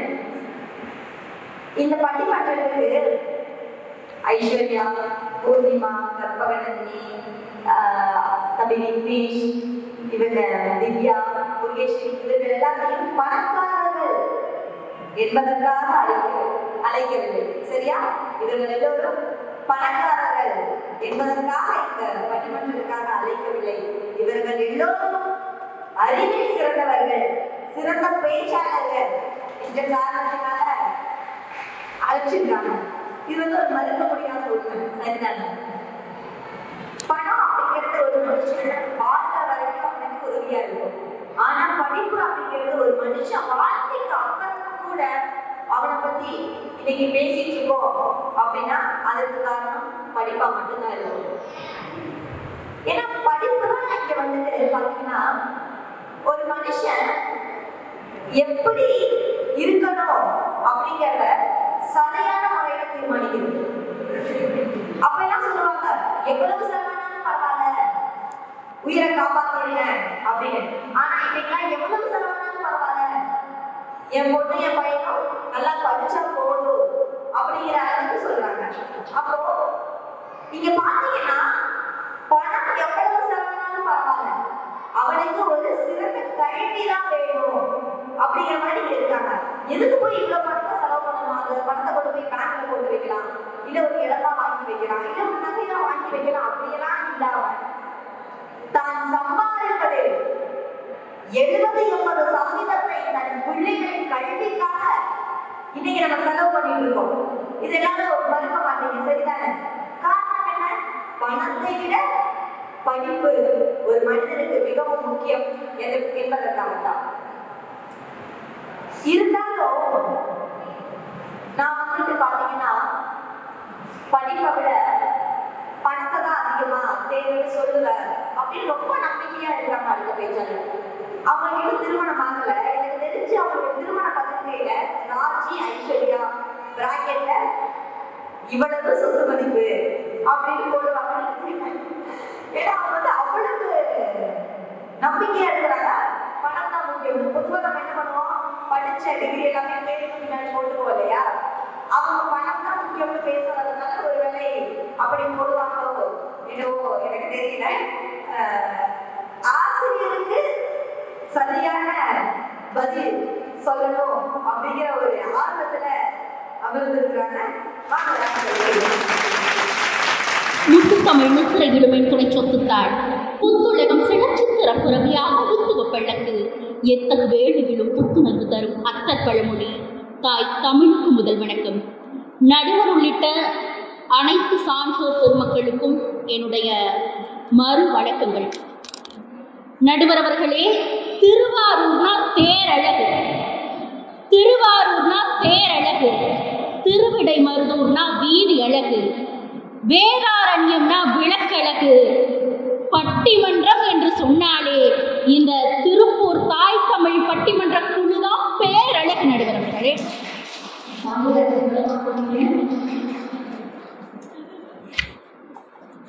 நல்லா பேசிட்டு போனாங்க. 3 பேரும் 2 பேரும் அழகா பேசினாங்க, ரொம்ப அருமையா பேசினாங்க. எனக்கே பிடிச்சிருந்துச்சு. நானே அந்த டீம்ல போய் உட்காந்துடலாமா அப்படிங்கிற அளவுக்கு ரொம்ப அழகா பேசிட்டு போயிட்டாங்க. அதனால எல்லாரும் அவங்களுக்கு ஒரு கைத்தட்டல் கொடுத்துருங்க. பாவம், என்ன பூரா பொய்யா பேசிட்டு போயிருக்காங்க. ஏன்னா இந்த தலைப்பையே இவ்வளவு நம்பும்படியாக உங்க எல்லாத்தையும் ஏமாத்தி அவங்க சொல்றதுதான் கரெக்டு அப்படின்னு உங்க மூளைக்குள்ள போய் திணிக்கும்படியாக பேசினா அது நல்ல பேச்சு தானே, இல்லையா? அக்கா சொன்னாங்க, முருகேஸ்வரி அக்கா, பெண்கள் எனக்கு படிச்சு ஒரு சாம்ராஜ்யத்தையே உருவாக்குறாங்க, அது இதுன்னு பேசுறாங்க. ஆமா, சாம்ராஜ்யத்தை உருவாக்குறாங்க. ஆனா இன்னைக்கு ஒரு பொட்டி கடையை உருவாக்கணும்னா கூட டப்பு வேணும் அக்கா, டப்பு வேணும். அது தெரியாம 2 பேர் அழகா பேசிட்டு போயிருக்காங்க. இன்னொருத்தர் வேற பேசுறதுக்கு கண்டிருக்காங்க. அக்கா சொன்னாங்க, நல்லா விநாயகர் துதி பாடிட்டு போனாங்க. திவ்யா அக்கா விநாயகராது பேசினாங்க. ஆனா நம்மளாம் மனுஷங்க இல்லையா, நம்மளாம் விநாயகர் கிடையாது. விநாயகர் வேணா வர்ற சனி பகவானை இன்று போய் நாளை வா, இன்று போய் நாளை வான்னு துரத்திடலாம். ஆனால் நாங்கள் எங்களுக்கு இருக்கக்கூடிய பொருளாதார தேவைகளையோ இல்லை கடன்கார வீட்டுக்கு வந்து கேட்கும் போதோ இன்று போய் நாளை வான்னு ஒருபோதும் துரத்தி விட முடியாது நண்பர்களே. உண்மைதானே நான் சொல்கிறேன். ஒரு 6 வருடங்களுக்கு முன்னாடி இதே திருப்பூரில் ஒரு விவாத மேடை ஒன்று ஒரு 10 இளைஞர்கள் சேர்ந்து நடத்துகிறாங்க. பணமா பாசமா படிப்பா அப்படின்னு. அப்போ ஒரு 18 வயசு பாப்பா அப்போதான் காலேஜ் போய் சேர்ந்துருக்கு, அப்போதான் படிக்கணுங்கிற கனவுல போய் சேர்ந்துருக்கு. அதனால அந்த பாப்பா வந்து பேசுகிறாங்க, படிப்பு தான் முக்கியம், படிப்பு தான் எல்லாம். நான் என்னுடைய பேருக்கு பின்னாடி MCA, MA, MPhil, PhDன்னு எல்லாம் போட்டு வச்சுக்கிறேன், இப்போவே போட்டு வச்சுருக்கிறேன். ஆனால் நான் படித்ததுக்கப்புறம் எனக்கு ஒரு 10 கோடி நான் சம்பாதிச்சாலும் அந்த 10 கோடி என் பேருக்கு பின்னாடி போட முடியுமா? ராஜேஸ்வரியா 10 கோடி போட முடியுமா அப்படின்னு ஒரு பாப்பா கேட்டுச்சு. அந்த பாப்பா வேற யாரும் இல்லை, அடியேன் தான் நடுவர் அவர்களே. ஆனால் அப்போ வந்து 18 வயசு டீனேஜு, ஒன்றும் தெரியாது, அப்பா அம்மாட்ட காசு வாங்கிட்டு இருந்தோம். ஆனால் இப்போ 24 வயசு ஆயிடுச்சு, படித்து முடிச்சாச்சு. இன்னமும் அந்த நான் சொன்ன அந்த டிகிரி அது எல்லாத்தையும் இப்போ படிச்சுட்டு தான் இருக்கோம். ஆனால் இப்போ சமுதாயத்துக்குள்ளே வந்தாச்சு, சம்பாதிக்க ஆரம்பிச்சாச்சு. இந்த டைம் டிராவலர் மிஷின் ஒன்று இருக்கு தெரியுமா நடுவர் அவர்களே? உண்மையா இந்த நாய் படாத பாடு படணும் அப்படின்னு போய் அந்த பாப்பாட்ட சொல்லிட்டு வரணும், எனக்கு யாராவது தயவு செஞ்சு அந்த டைம் டிராவல் மிஷின் வாங்கி கொடுக்கு.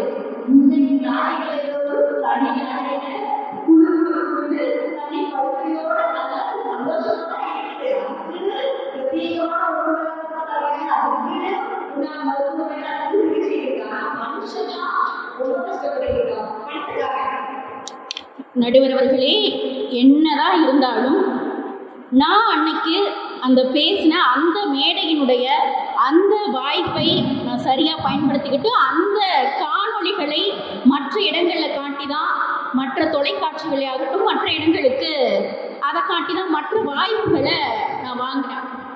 அப்போ என்னை போன்ற இன்னும் பல இளைஞர்களுக்கு, பல மாணவர்களுக்கு வாய்ப்பு நல்கக்கூடிய ஒரு களமாக, அடித்தளமாக இருக்கிறது எதுனா நம்ம தாய் தமிழ் பட்டிமன்ற குழு தான். அதில் எந்தவித மாற்று கருத்தும் இல்லை. என்ன அப்படின்னா, இவங்க கிட்ட, இந்த தாய் தமிழ் பட்டிமன்ற குழு கிட்ட நல்ல படிப்பு இருக்கு, நல்ல திறமை இருக்கு, எல்லாரும் சேர்ந்து ஒற்றுமையோடு பணிபுரியக்கூடிய அந்த நட்பு இருக்கு, சமூகத்துக்காக உழைக்கக்கூடிய அந்த சமூக மனப்பான்மை இருக்கு. ஆனால் இவர்களிடத்தில் அந்த பணம் மட்டும் இருந்திருந்தால் இன்னும் என்னை போன்ற பல்லாயிரக்கணக்கான இளைஞர்களை உருவாக்கி இருப்பார்கள். இது ஒரு நிதர்சனமான உண்மை நடுவர்களே. இதை யாராவது மறுக்க முடியுமா? இன்னைக்கு பணம் தான் எல்லாமே. பணம் இல்லை இருந்தாதான் பிரஸ்டீஜ், இல்லைன்னா வேஸ்டேஜ். பணம் இருந்தா பிரஸ்டீஜ், பணம் இல்லைன்னா வேஸ்டேஜ். நடுவர்களே, பணம் 10 செய்யும், பணம் இல்லைன்னா வாழ்க்கை வெச்சு செய்யும். உயிர் போகும்போதும் பணம் வேணும், உயிர் போகும்போதும் பணம், உடல் வேகும் போதும் பணம். நம்ம சும்மா பேச்சுக்கு வேணா சொல்லிக்கலாம், என்ன நம்ம சாகும்போது என்ன பணத்தை எடுத்துக்கிட்டா போக போறோம் அப்படின்னு. ஆமா, இன்னைக்கு செத்த பிணத்தை எடுத்துட்டு போகணும்னா கூட பணம் வேணுமா இல்லையா? வேணும்னா கைத்தட்டுங்க, வேணும்னா கைத்தட்டுங்க. செத்த பிணத்தை எடுத்துட்டு போகிறதுக்கு கூட கண்டிப்பா பணம் வேணும் நடுவர்களே. படிப்புங்கிறாங்க, படிக்கிற வரைக்கும் நல்ல அப்பா அம்மா எல்லாம் வந்து நல்ல சாப்பாடு, தக்காளி சோறு ஆண்டவரே, புளி சோறு ஆண்டவரேன்ட்டு நல்ல சாப்பாடு கட்டி கொடுத்து அனுப்பிச்சி விடுவாங்க. ஆனால் படித்து முடிச்சுட்டு ஒரு 2 நாள் வேலை இல்லாமல் பணம் இல்லாமல் இருந்தோம் அப்படின்னா கண்டச்சோறுன்னு சொல்லி திட்டுறது யார்? அதே பெற்றோர்கள் தான். நடுவர்களே, இன்றைக்கு படித்து பல ஆயிரம் பட்டங்களை வாங்க முடியும். ஆனால் படித்த பின்பு வேலை இல்லாமல், பணம் இல்லாமல் இந்த சமுதாயம் தரக்கூடிய தண்டச்சோறு என்ற பட்டத்தை இன்றைய இளைஞர்கள் ஏற்க மறுக்கிறார்கள். அதனால்தான் இன்றைக்கு பிஇக்கள் எல்லாம் பார்சல் சர்வீஸ் செய்கிறது, எம்இக்கள் எல்லாம் எல்லாமே செய்கிறது. சும்மா நம்ம பேச்சுக்கு வேணா சொல்லிக்கலாம், இவங்க 3 பேருக்கு மாதிரி வேணாம் வேணாம் வேணாம் வேணாம் அப்படின்ட்டு கிடையாது. இன்னைக்கு ஒரு குழந்தை உருவாக்குதுன்னா கருவிலிருந்து கல்லறை வரைக்கும் பணம் வேணும். ஒரு பெற்றோர் ஒரு குழந்தையை பெற்றுக்கிறாங்க அப்படின்னா முதல்ல அந்த கரு உருவாக்கும் பொழுதே ஸ்கேன் பண்ணணும். இந்த மாத ஸ்கேனுக்கு 1000 ரூபா, அந்த மாத ஸ்கேனுக்கு 1500 ரூபா, 2000 3000 அப்படின்ட்டு போகும். பணம் தண்ணியா செலவழிக்கும் டெலிவரி வரைக்கும். சொல்லுங்க, நமக்கு இன்னும் அனுபவத்தில் நடுவர்களே, அதனால நம்மளுக்கு தெரியல. என்ன அப்படின்னா அந்த பிரெக்னன்சி போட்டோ ஷூட் எல்லாமே பண்ணணும். டெலிவரி 10 மாதம் இப்படி தண்ணியா செலவழிது பணம். டெலிவரிக்கு போறாங்க. ஒரு நடுத்தர ஹாஸ்பிட்டல், ஒரு பிரைவேட் ஹாஸ்பிட்டல், நடுத்தர ஹாஸ்பிட்டலுக்கு போனாலும் கூட இன்றைக்கு நார்மல் டெலிவரிக்கு 35,000 ரூபாய் கேட்குறாங்க. நார்மல் டெலிவரிக்கு 35,000. இது கூட பரவாயில்ல. கொடுமைன்னு கோயிலுக்கு போனால் அங்கே ஒன்று ஆடுதுங்கிற மாதிரி இதெல்லாம் கூட பரவாயில்ல. குழந்தை பிறந்துருச்சு, அப்பாடா நிம்மதியாக இருக்கலான்னு பார்த்தா நம்மெல்லாம் குவான்னு இருக்கும்போது என்ன குடிச்சு வளர்ந்த நடுவர்களே, தாய்ப்பாலுக்கு அப்புறம் என்ன குடிச்சு வளர்ந்தோம்? என்ன பால் குடிச்சு வளர்ந்தோம்? தாய்ப்பாலுக்கு அப்புறம் பசும்பால். கோமாதா எங்கள் குலமாதா அப்படின்னு பசும்பால் தான் குடிச்சு வளர்ந்தோம். ஆனா இன்றைக்கு எல்லா டாக்டரும் சொல்லி வச்ச மாதிரி சொல்றாங்க, பசும்பால்லாம் குடிக்கக்கூடாது, மாட்டுப்பால்லாம் கெடுதல் உடம்புக்கு, அதெல்லாம் குழந்தைக்கு கொடுக்கக்கூடாது அப்படிங்கிறாங்க. சரி, வேற என்னத்தை தான் குடிக்கிறது அப்படின்னா அதே பசும்பாலையே நாங்கள் ஒரு டப்பால போட்டு வச்சிருக்கோம், பவுடர் பாலா, அதை வாங்கி குடிங்க அப்படிங்கிறாங்க. இது என்னடா இது புது பொருளையா இருக்கு, இது என்ன புது கிட்ட இருந்து பணத்தை கறந்துக்கிறதுக்கு அப்படிங்கிற மாதிரி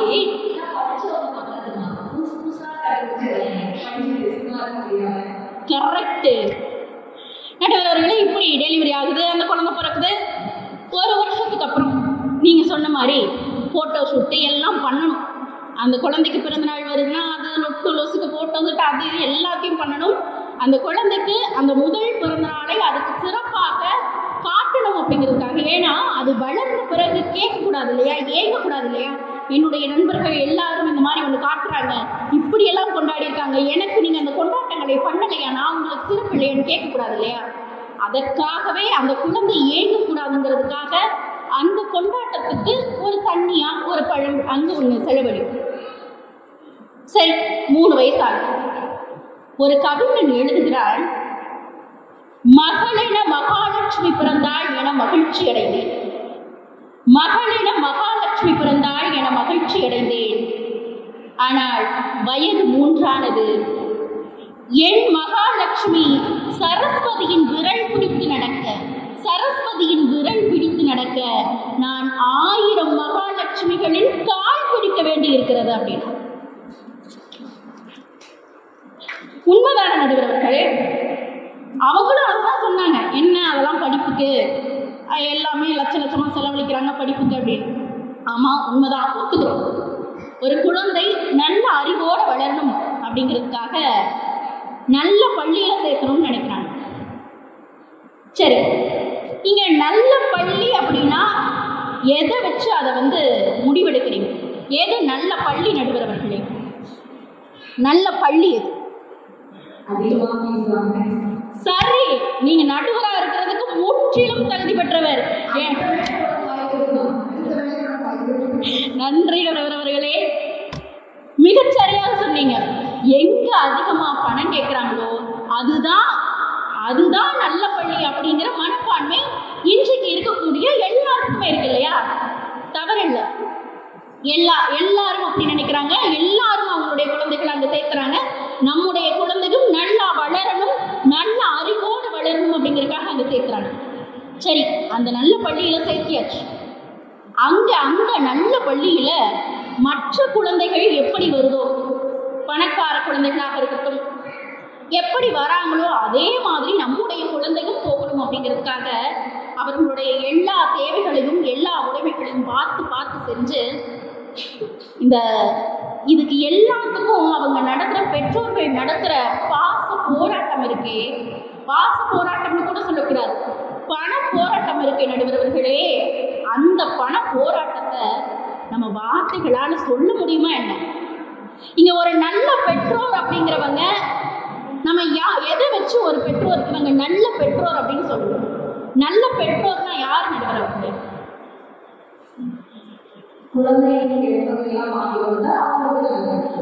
அதேதான், குழந்தையினுடைய எல்லா தேவையையும் பூர்த்தி செய்யணும். அவங்களுக்கு நீங்க அறிவி புகட்ட ஆசிரியர்கள் இருக்காங்க, அவர்களுக்கு நீங்க எல்லாம் வாங்கி கொடுக்கணும், கேட்டதெல்லாம் வாங்கி கொடுக்கணும், எது தேவைன்னு அறிஞ்சு வாங்கி கொடுக்கணும். அதற்கு உங்களுக்கு கண்டிப்பா பொருளாதாரம் வேணும். உங்களிடம் ஒரு குழந்தை கிடைத்திருக்கிறது அப்படின்னா அதை நீங்க வளர்த்து இந்த சமுதாயத்துக்கு கொடுக்கும் பொழுது அந்த குழந்தைக்கான அனைத்து பொருளாதார தேவைகளையும் ஒரு பெற்றோர் பூர்த்தி செய்தாதான் அந்த குழந்தை நல்ல, நீங்க சொன்ன மாதிரி படிச்ச நல்ல அறிவுள்ள குழந்தையா வளரும் நடுவர்களே. கண்ணதாசன் கூட அழகா பாட்டுல சொல்லியிருப்பார், குளத்துல தண்ணி இல்ல கொக்கும் இல்ல மீனும் இல்ல, குளத்துல தண்ணி இல்ல கொக்கும் இல்ல மீனும் இல்ல, பெட்டியில பணம் இல்ல பெத்த புள்ள சொந்தம் இல்ல. அப்போ பெட்டியில பணம் இருந்தாதான் இன்றைக்கு பெத்த பிள்ளை கூட சொந்தம். அப்படின்னா பணம் வேணும் தானே, பணம் தேவைதானே. அப்ப சொன்னாங்க, திருவள்ளுவர் சொல்லிட்டு போயிருக்காரு, கற்கை நன்றே கற்கை நன்றே பிச்சை புதினும் கற்கை நன்றேன். உண்மைதான், ஒத்துக்கிறோம், படிப்பு வேணும் தான். ஆனா இன்னைக்கு அந்த பிச்சை எடுக்கணும்னா கூட இன்றைக்கு இருக்கக்கூடிய பிச்சைக்காரர்களை போய் பாருங்க, அந்த பிச்சை பாத்திரத்துல அவங்க ஒரு 10 காசு போட்டு வச்சிருந்தாதான், அதற்கும் அங்க பணம் இருந்தாதான் மற்றவர்கள் வந்து அவங்க ஒரு 10 காசு போட்டுட்டு போவாங்க நடுவர்களே. இவங்க எல்லாம் பேசுற மாதிரி மண்டையில என்ன இருக்கு அப்படிங்கிறது முக்கியம் இல்லை, மண்டையில என்ன இருந்து என்ன பயன்? கையில காசு வேணும், கையில காசு இல்லைன்னா கூட ஜிபே போன்பேயாவது ஏதாவது வேணும். எதுவுமே இல்லை அப்படின்னா பெப்பே தான், ஒண்ணுமே பண்ண முடியாது நடுவர்களே. இன்னைக்கு நீங்களும் கூட அவங்க பக்கம் சேர்ந்துட்டு ஒன்று பேசுனீங்க, பெறுவதற்கு நிறைய கைகள் இருக்கு, கொடுக்கறதுக்கு எந்த கையும் இல்லைன்னு. நீங்க தீர்ப்பை மட்டும் இந்த பக்கம் சொல்லாம போங்க. நீங்க அவங்கள சொன்னீங்க என்ன மிரட்டுறீங்களா அப்படின்ட்டு, ஆமா மிரட்டுற, சவால் விடுற, மிரட்டுற. நீங்க தீர்ப்பை மட்டும் இங்க கொடுக்காம போங்க. உங்களோட பர்ஸு, உங்களுடைய நீங்க போட்டிருக்கிற தங்க செயின், தங்க மோதிரம், தங்க வளையல் எல்லாத்தையும் என்கிட்ட கொடுத்துட்டு தான் போகணும். நீங்க ஆமா, நீங்க எல்லாத்தையும் என்கிட்ட கொடுத்துட்டு தான் போகணும். அப்புறம் நிறைய சொன்னாங்க, பணம் இருக்கிறவங்க எல்லாம் ரொம்ப அதை பண்றாங்க இதை பண்றாங்க, தலைக்கணம் ஏறிடும். ஏன் உங்களுக்கெல்லாம் நல்லதெல்லாம் கண்ணுக்கே தெரியாதா? நல்லதெல்லாம் எங்க எங்க என்ன நடக்குது, எவ்வளவு நல்லது பண்ணிட்டு இருக்காங்க, அதெல்லாம் கண்ணுக்கே தெரியாதா? எல்லாத்தையும்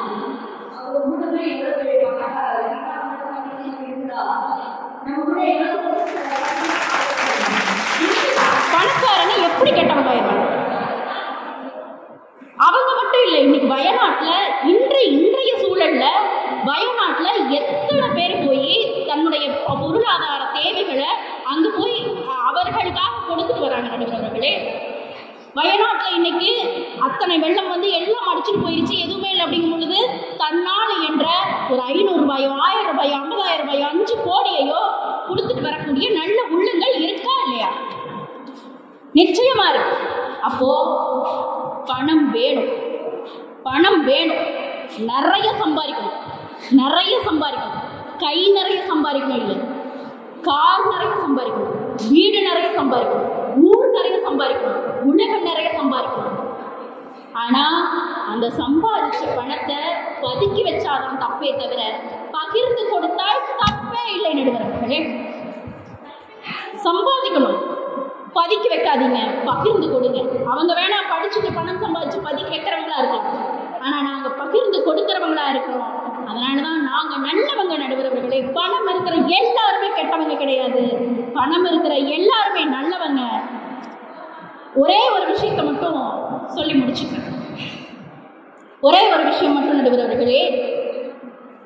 அவங்க பேசினாங்க படிப்பு வேணும் அப்படின்ட்டு.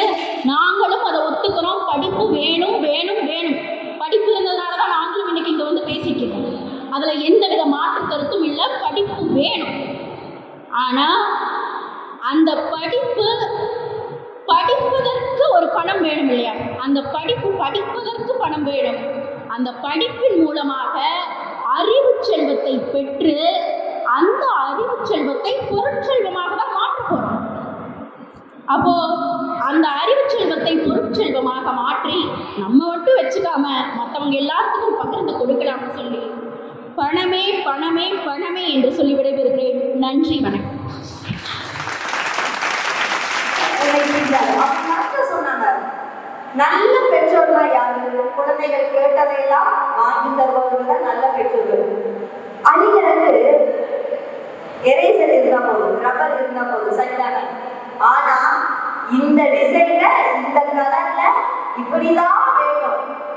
அதுவும் அந்த இந்த ரூல் பென்சில் அலையில வேணும் பென்சில் தயாரிக்கிறவங்க எங்க உட்காந்து யோசிப்பாங்கன்னு தெரியல. அப்படி டிசைனா தயாரிச்சுட்டு அவங்க பாட்டுக்கு விட்டுட்டே இருக்காங்க. எழுதுக்கு ஒரு பேப்பர் இருந்தா போதும், மனிதனுக்கு ஒரு ரப்பர் இருந்தா போதும், மனிதனுக்கு இவ்வளவு டிசைன் இவ்வளவு கலர். குழந்தைங்க கேட்குது, எல்லாத்தையும் கேட்குது. வாங்கி தரல, நீ எல்லாம் ஒரு அப்பனா, நீ எல்லாம் ஒரு அம்மாவான்னு கேட்குது. அதுக்காக டிஎன்ஏ டெஸ்டாக எடுத்து கொண்டு குழந்தைங்க காக்க பாரு, நான் தான் உன்னோட அப்பா, நான் தான் உன்னோட அம்மா அப்படின்னு. அப்படி இன்றைக்கு ஒரு குடும்பத்தின் தேவைகளை பூர்த்தி செய்யவில்லை என்றால் அந்த குடும்பம் என்ற கட்டமைப்பை உடைகின்றது. இங்கு அன்பு உள்ளது என்பதை கூட அவர்களுக்கு அளிக்கப்படும் அன்பளிப்பில் தான் புரிய வைக்க முடிகிறது. சரிதானே? அவர்களுக்கு அளிக்கக்கூடிய அன்பளிப்பில் தான் புரிய வைக்க முடிகிறது அவர்கள் மீது அன்பு இருக்கிறது என்று. ஆக மொத்தத்தில் பணம் வேணும், எல்லாத்துக்குமே பணம் வேணும், அவ்வளவுதான். இதெல்லாம் நம்ம பார்க்கணும். பயணப்படுவது என்பது வேறு, பதட்டப்படுவது என்பது வேறு. பயணப்படுவது என்பது வேறு, பதட்டப்படுவது என்பது வேறு. இங்கு எல்லாரும் பயணப்படுகிறோம் என்று சொல்லிவிட்டு பதட்டப்பட்டு கொண்டிருக்கிறோம். சீக்கிரம் படிக்கணும், சீக்கிரம் வேலைக்கு போகணும், சீக்கிரம் சம்பாதிக்கணும், சீக்கிரம் செட்டில் ஆகணும், சீக்கிரம் செத்து போயிடணும். அப்படி ஒரு பதட்டமான சூழ்நிலையில் நாம் அனைவரும் இருந்து கொண்டிருக்கிறோம். ஒரு நிதானம் நம்மிடத்தில் இல்லை. காரணம், நிதானத்திற்கு உண்டான பக்குவம் நம்மிடம் இல்லை. அந்த பக்குவம் எப்போது வரும்? உன்னுடைய கஜானா நிரம்பி இருக்கும் போது அந்த பக்குவம் வராது. உன்னுடைய பொருள் செல்வம் நிரம்பி இருக்கும் போது அந்த பக்குவம் வராது. உன்னுடைய அரைச்செல்வம் நிரம்பி இருக்கும் போது மட்டும்தான் அப்படிப்பட்ட பக்குவம் வரும். ஆகவே படிப்பு தான் முக்கியம், அதுதான் அதிகமாக தேவைப்படுகிறது என அடுத்தபடியாக பேச வருகிறார் பேச்சாளர் விக்னேஷ் அவர்கள்.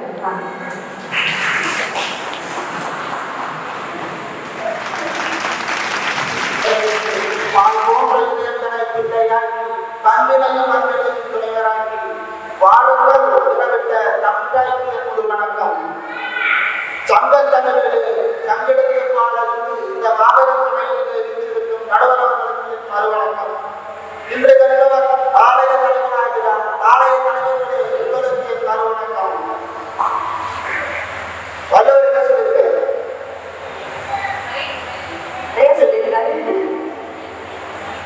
கேடு செல்வம் கல்வி ஒருவருக்கு மாறத்த மற்ற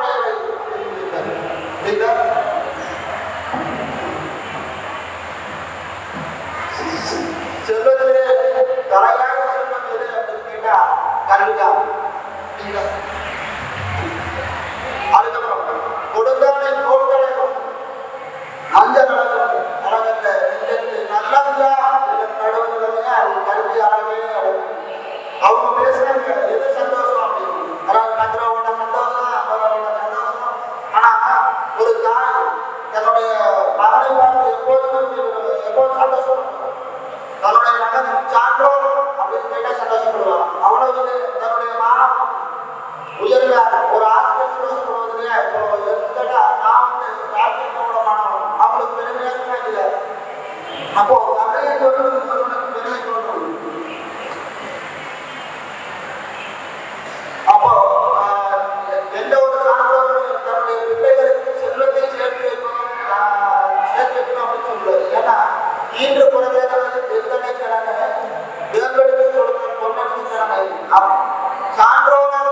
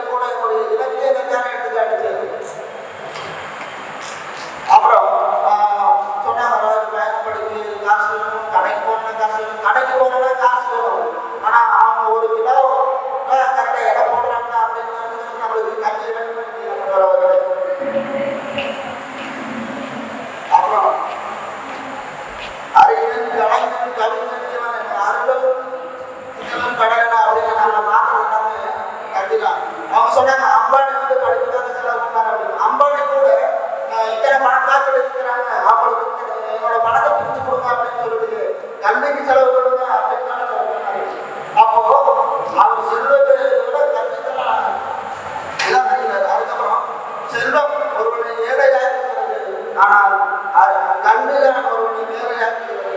இறுதியாக பரமா படில என்று சொல்லி எனக்கு பேச வாய்ப்பு நன்றி கூறி விடுகிறேன். நன்றி, வணக்கம்.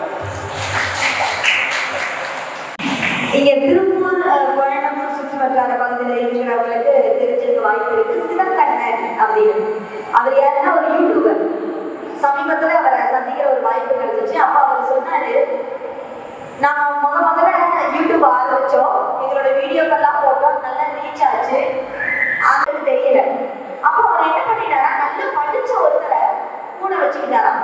ஏன்னா அவர்கள் மூலியமா தான் நிறைய தெரிஞ்சுக்க முடியும், இன்னும் அவங்களுடைய தொழிலை மேம்படுத்த முடியும் அப்படின்னு சொல்லிட்டு தன்னிடம் எவ்வளவு பணம் இருந்தாலும் பரவாயில்லை, தனக்கு உறுதுணையாக படித்த ஒருவர் வேணும் அப்படின்னு கூட வச்சுக்கிட்டாங்க. அவங்களுடைய தொழிலை வந்து விரிவுபடுத்துறது.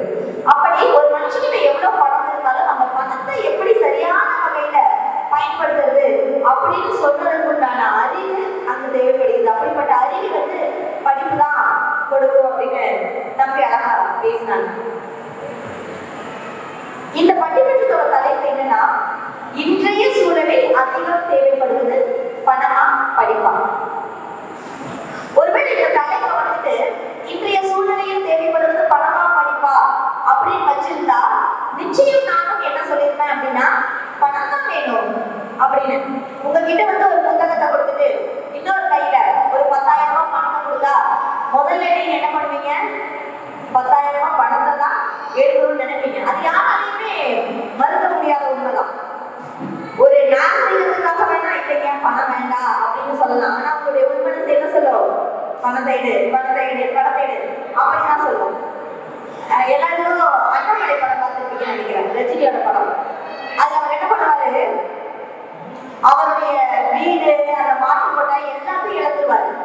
அப்ப போய் சொல்வாரு, அசோக் உன்னுடைய காலத்துல குறிச்சு வச்சுக்கோ, இதே மாதிரி ஒரு நாள் நான் பெரிய பணக்காரனாகி முன்னாடி வந்து நிப்படி காலத்துல குறிச்சு வச்சுக்கோ அப்படின்னு சொல்லுவாரு. அதே மாதிரி ரொம்ப கஷ்டப்பட்டு உழைப்பாரு, நிறைய பணம் சம்பாதிப்பாரு, எல்லாமே பண்ணிடுவாரு, பெரிய ஆளா வந்துருவாரு. அசோக சமாளித்த மாதிரி ரொம்ப பெரிய ஆளா வந்துருவாரு. எல்லாம் வந்து முடிச்சதுக்கு அப்புறமா என்ன பண்ணுவாரு, கார் எடுத்து வேகமா போவாரு. கார் எடுத்து வேகமா ஒரு மலைக்கு மேல போவாரு. அந்த மலைக்கு மேல போய் திரும்பி நிற்பாரு. நின்றுட்டு எதுவுமே பேசாம அந்த மலையவே வேடிக்கை பார்த்துட்டு இருப்பாரு. அப்போ என்னன்னா, பின்னாடி 2 பேரு மாடு பேச்சு போயிட்டு இருப்பாங்க. அவங்க என்ன பேசிட்டு போயிட்டு இருப்பாங்க அப்படின்னா, அந்த மாடு கிட்ட பேசிட்டு போயிட்டு இருப்பாங்க, உன்னை முதல்ல கொண்டு போய் கீழே தொழுவத்துல கட்டணும், அப்பதான் எனக்கு நிம்மதி அப்படின்னு. அப்பதான் அங்க ரஜினி, அண்ணாமலையான ரஜினி வந்துட்டு ஒரு விஷயத்தை யோசிப்பாரு. ஒருத்தர் கிட்ட விட்ட சவாலுக்காக, உன்னை விட நான் பெரிய பணக்காரனாகி காட்டுறேன் பாரு அப்படிங்கிற ஒரு சவாலுக்காக தன்னோட இத்தனை வருஷம் வாழ்க்கையில சந்தோஷத்தை எடுத்துட்டு நிம்மதியை எடுத்துட்டு நிக்கிறியே, இத்தனை வருஷம் நீ என்ன வாழ்க்கை உங்ககிட்ட எல்லாமே இருக்கு, வீடு இருக்கு, கார் இருக்கு, பணம் இருக்கு, பதவி இருக்கு, எல்லாமே இருக்கு, ஆனா நீ வாழ்ந்த வாழ்க்கை எங்க அப்படின்னு தன்னை கேட்கும் போது அங்க அவருக்கு மிஞ்சி இருக்கிறது கேள்விக்குறிதான். அப்படி ஒரு மனுஷன் வந்துக்கிறாங்க. காசு கடவுள் படைப்பதில்லை, ஆனாலும் காசை கடவுளுக்கு காணிக்கையாக்குகிறார் மனிதன். காசை நாணயம் என்கிறார் அந்நாள் மனிதன், ஆனால் நாணயம் பார்த்தால் நாணயம் வராதிருக்கிறார் இந்நாள் மனிதன். படிக்காதவன் காசுக்கு அடைகிறான், படித்தவன் டாலருக்கு அடைகிறான். ஆனாலும் நெற்றி காசு கூட நிரந்தரமில்லை என்பதுதானே நிதர்சனம். ஒருவேளை இன்றைய சூழ்நிலையில் தேவைப்படுவது பணமா படிப்பா என்று கேட்டால்